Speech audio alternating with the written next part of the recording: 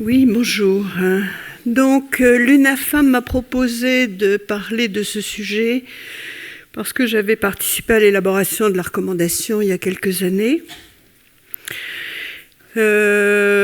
Après avoir entendu la table ronde précédente, je pense qu'il y a pas mal de choses que je vais pouvoir supprimer dans mon topo, donc je pourrais tenir dans les temps. Parce que tout ce qui est sur la réhabilitation, je l'avais mis, donc bon, vous savez tout. C'est bon.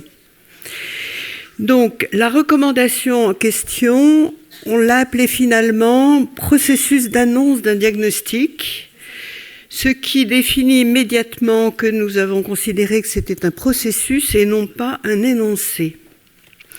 Qu'est-ce que c'est qu'un diagnostic ? La nomination d'un ensemble de symptômes définis et évoluant d'une manière singulière, correspondant au consensus scientifique entre psychiatres. Les classifications données permettent des études épidémiologiques et des recommandations de bonnes pratiques thérapeutiques. Mais cette catégorisation est évolutive en fonction des connaissances qui s'approfondissent. Donc, des catégorisations disparaissent et d'autres apparaissent. C'est l'état actuel de la science, comme l'a évoqué notre collègue tout à l'heure. En psychiatrie, le diagnostic a comme particularité d'être exclusivement clinique. Il est progressif, il n'y a aucun examen complémentaire, ça ne peut pas se poser sur un IRM. Il demande du temps, le diagnostic psychiatrique, comme vous le savez, puisque l'évolution fait partie des critères de définition d'un diagnostic.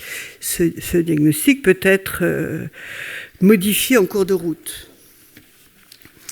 La démarche diagnostique en psychiatrie est multidimensionnelle. Donc, d'entrée de jeu, je dirais que le diagnostic n'est en aucun cas uniquement nosographique.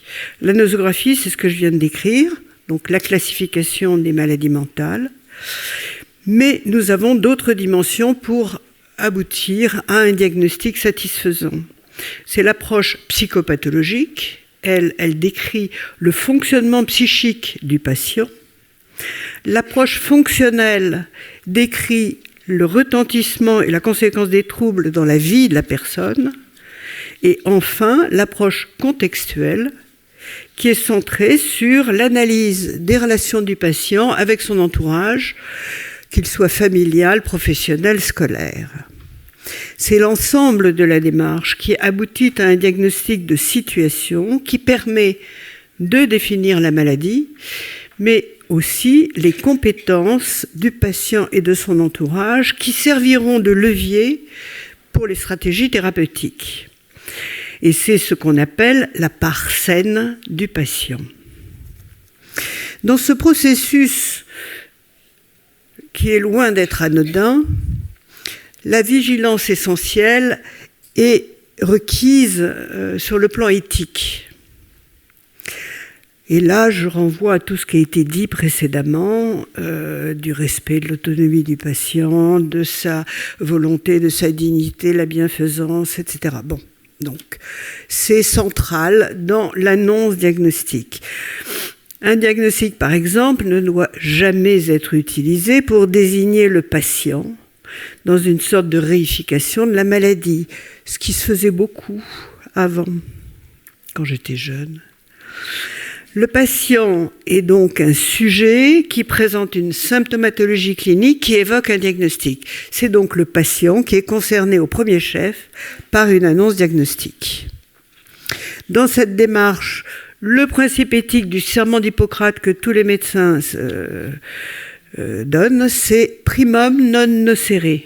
D'abord, ne pas nuire. Ce qui, dans l'annonce diagnostique, n'était pas le cas avant. Donc, l'annonce diagnostique ne peut exister que dans le cadre d'une alliance thérapeutique préalablement établie.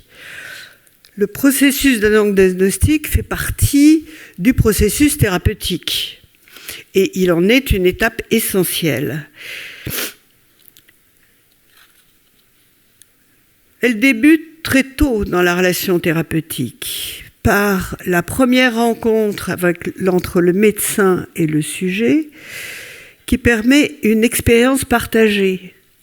Expérience partagée qui est présentation des symptômes par le patient, symptômes qu'il vit de façon extrêmement angoissante et difficile, et le médecin qui peut assez rapidement énoncer un énoncé symptomatique sur ce que présente le patient. Ce simple échange, qui est un échange qui a en général valeur de soulagement, montre au patient que, 1. Le médecin reconnaît le symptôme qu'il connaît, non seulement qu'il le connaît, mais qu'il a déjà soigné, rencontré chez d'autres patients, et que donc le patient se sent appartenir à une communauté de gens qui ont vécu déjà cette expérience. Et donc, l'effet d'étrangeté, d'angoisse, d'irréductibilité du symptôme pour le patient cède. Enfin, en est allégé du moins. Et c'est à partir d'un dialogue de cet ordre que se construit l'alliance thérapeutique. Avec un dialogue entre le savoir profane du patient, expérientiel, et le savoir médical, professionnel des médecins. Dans ce dialogue, le médecin doit également analyser les représentations du patient concernant sa pathologie, ses difficultés. Comment il se représente cette pathologie? Est-ce qu'il arrive à le distinguer de son moi propre?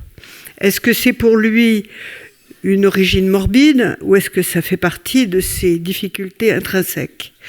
Quelles sont ses attentes vis-à-vis des soignants, vis-à-vis des patients?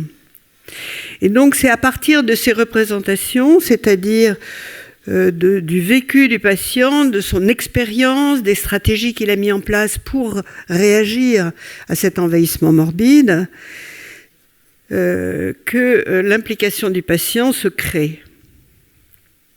Et c'est comme ça que le dialogue peut aboutir à un énoncé commun. C'est dans ce travail progressif, évolutif et respectueux de l'évolution des patients que le médecin, travaillant lui-même avec ses propres représentations médicales, peut aboutir avec le patient à un énoncé commun. Une question qui se pose dès qu'on parle de diagnostic, c'est le secret médical. Pour travailler avec un patient, nous, en tant que médecins, nous devons obtenir un consentement libre et éclairé du patient. Qu'est-ce que ça veut dire? Ça implique que le patient doit avoir une information claire, loyale et appropriée, qu'il puisse entendre en fonction de son état clinique et que ça lui évoque quelque chose. Par ailleurs,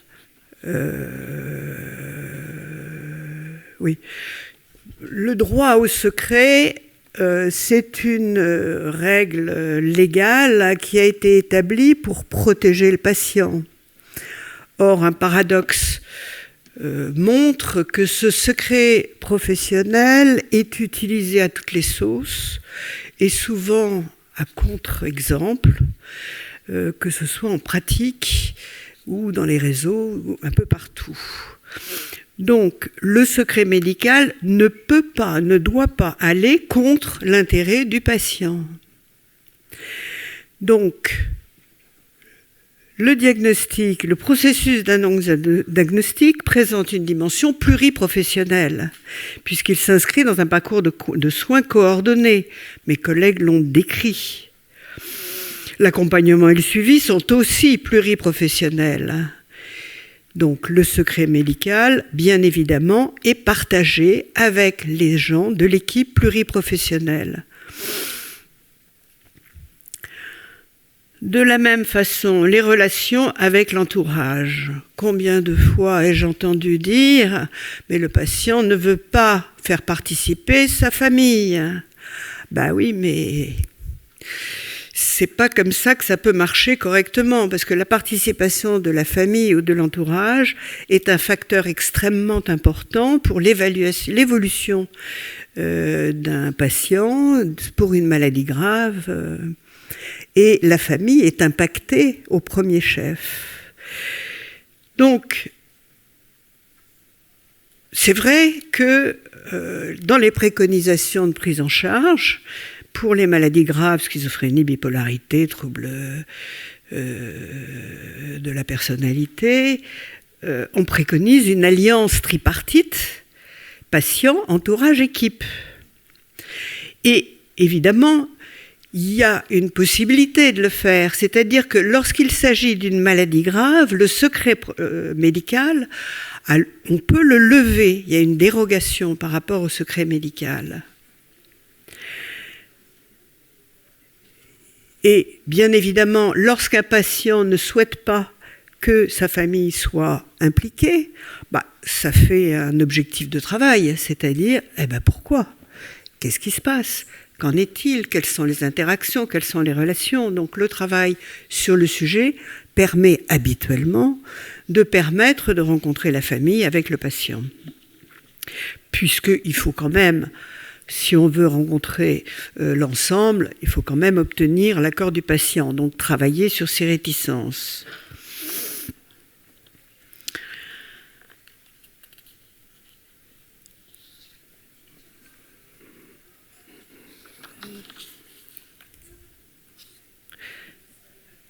L'annonce diagnostique doit être accompagnée par un certain nombre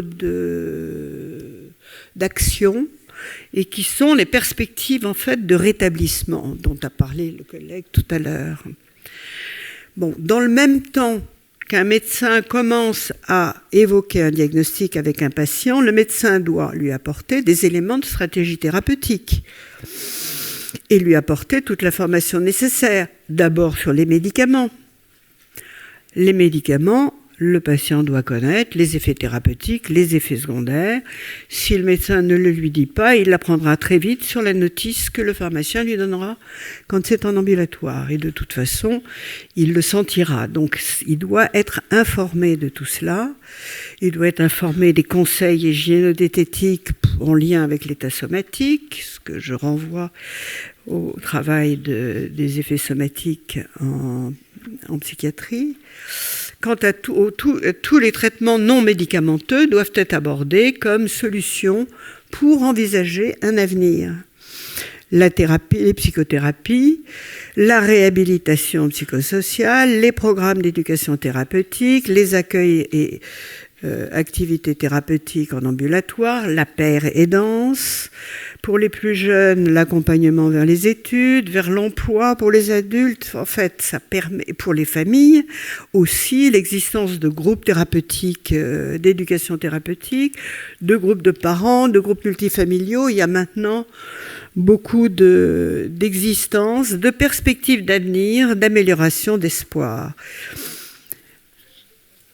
Considérer encore et toujours que le patient n'est pas partenaire de ses soins, donc en mesure de s'approprier ses aides, c'est courir vers une mauvaise évolution. Donc ça implique une formation des jeunes psychiatres à tous ces facteurs d'évolution. La représentation de la maladie mentale est ici une question fondamentale pour le patient, qui a du mal à accepter un diagnostic dans ce qu'on appelle la tendance à l'auto-stigmatisation. Pour le public, la stigmatisation des malades mentaux, que l'UNAFAM connaît parfaitement bien, qui est beaucoup liée à l'identification projective de chacun devant les symptômes de maladie mentale. Donc il y a beaucoup de pistes à travailler. Et enfin, les représentations de la maladie mentale des médecins et des soignants peuvent encore être améliorées. La formation des jeunes médecins, comme je disais tout à l'heure, peut être améliorée. Ils n'ont pas l'expérience du secteur et de la pratique sur le long terme de la maladie, donc ils connaissent mal les possibilités de réhabilitation, les possibilités d'évolution des patients.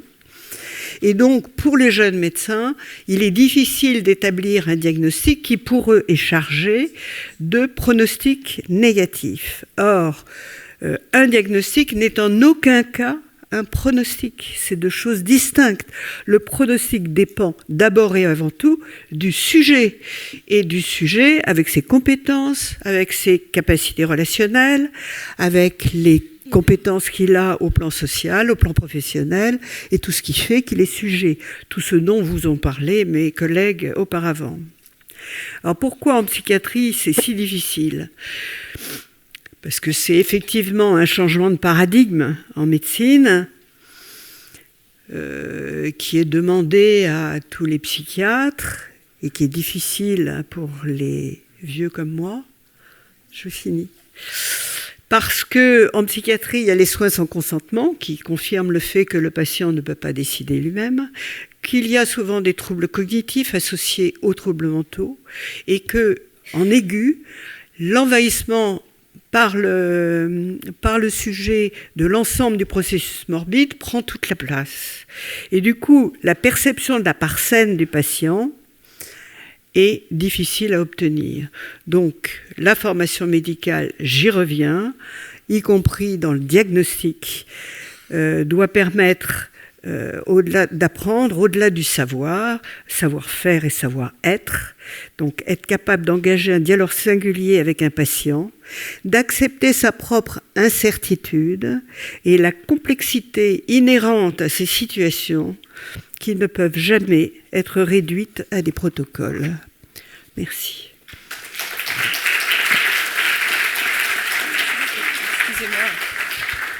Donc on va passer la parole maintenant à Pauline Borde, qui est une jeune projet manager à l'Université de Strasbourg et qui est membre du conseil de l'administration de l'UNAFAM et qui va donner son point de vue d'usager.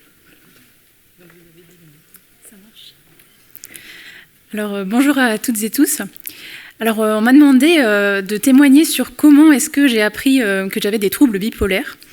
Et je vous avoue que c'était assez amusant pour moi parce que en fait je m'en souviens pas. Alors, j'ai été hospitalisée en 2019 suite à un épisode maniaque retentissant qui a fait que j'avais dû être hospitalisée. Et en fait, j'ai passé plusieurs semaines en service fermé avec un traitement avec des antipsychotiques qui était assez lourd et qui fait que j'ai eu des pertes de mémoire. Et donc, je n'ai absolument aucun souvenir des rendez-vous que j'ai pu avoir avec les médecins. Par contre, je me souviens très bien des autres patients qui étaient avec moi à l'hôpital, donc c'est plutôt amusant. Et ensuite, je suis passée en service ouvert. Et là, j'ai le souvenir assez net d'avoir téléphoné à une amie et de lui dire « Ah, je suis une petite ours bipolaire ». Ça, c'est le premier souvenir que j'ai d'avoir mentionné ma maladie à quelqu'un. Et en fait, à ce moment-là, donc forcément, le diagnostic avait été posé. Et finalement, pour moi, c'était pas une mauvaise chose. Ça me paraissait plutôt logique, en fait, parce que voilà, j'étais à l'hôpital, on me disait que j'étais malade, donc finalement, ça faisait sens. Et finalement, pour moi, c'était plutôt une nouvelle positive, parce que j'avais vécu 4 années vraiment très difficiles, avec des hauts et des bas caractéristiques des troubles bipolaires, qui avaient eu des conséquences assez fortes, notamment sur mes emplois, en fait, que j'arrivais pas à garder. Et en fait, le fait de me dire que j'avais une maladie, finalement, c'était un soulagement pour moi, parce que je me suis dit, en fait, c'est pas moi le problème. En fait, j'ai une maladie, donc une maladie, c'est quoi ? C'est un dysfonctionnement mécanique, chimique, c'est quelque chose dans le cerveau qui tourne pas rond. Et donc finalement, c'est pas moi le problème. Je suis pas une mauvaise personne, une asociale ou quoi. J'ai juste une maladie. Et donc c'est vrai qu'à ce moment-là, je me suis dit, je vais pouvoir faire quelque chose avec ce diagnostic. Et quand même, en préparation du colloque, je me suis dit, je vais quand même mener un petit peu l'enquête pour savoir mais qu'est-ce qui s'était passé dans le service fermé. Et donc, je suis allée voir ma mère, qui a été présente avec moi pendant quasiment la totalité de l'hospitalisation. Je crois qu'elle venait presque tous les jours. Et elle se souvient bien de ce qui s'est passé dans le service fermé. Donc, en fait, elle m'a raconté qu'on a eu plusieurs rendez-vous avec des médecins. Et qu'ils ont vraiment amené le sujet de manière très, très douce. Ils n'ont pas tout de suite parlé de troubles bipolaires, mais voilà, ils expliquaient que voilà, j'avais eu des hauts, des bas, qu'il y avait eu des fluctuations d'humeur. Et à l'époque, ma mère avait dit, oui, c'est un petit peu comme un avion, en fait. C'est-à-dire que quand tout va bien, l'avion, il vole à son altitude normale. Et puis des fois, il va un petit peu trop bas, il frôle les arbres, ça devient un peu dangereux, comme dans les dépressions. Et puis parfois, il s'envole un petit peu trop haut, et puis là, c'est dangereux aussi, parce que voilà, on part dans la stratosphère, donc là, c'est les phases maniaques, c'est un petit peu dangereux aussi. Et apparemment, donc le médecin avait dit bah oui, tout à fait, c'est un petit peu comme cette image de l'avion, mais il est tout à fait possible, grâce aux médicaments et grâce à un mode de vie adapté, etc., d'arriver à se stabiliser. Et apparemment, j'étais sortie très intéressée et je disais à ma mère mais comment on fait alors avec l'avion pour être bien au niveau de l'altitude. Enfin, donc dès le début, j'avais quand même cette volonté de m'en sortir et de trouver des moyens pour faire avec la maladie. Et après, j'ai retrouvé aussi, alors ça c'était intéressant, j'ai retrouvé des notes que j'avais prises dans mon agenda de l'époque, où j'avais tracé, alors très maladroitement, parce que je vous avoue qu'écrire quand on est sous antipsychotique à haute dose, c'est pas facile, mais j'avais tracé des courbes avec des hauts et des bas, j'avais écrit le traitement que je devais prendre avec les différentes doses. Donc il y avait quand même des traces de mes tentatives pour essayer de faire avec la maladie. Et ensuite, je suis rentrée à la maison, je suis sortie de l'hôpital. Et là, en fait, j'ai eu de la chance parce que l'hôpital m'a proposé de participer à un programme de psychoéducation. Donc c'était un peu dans la foulée, c'est-à-dire que j'ai dû passer 2-3 mois à la maison et tout de suite j'ai enchaîné avec le programme.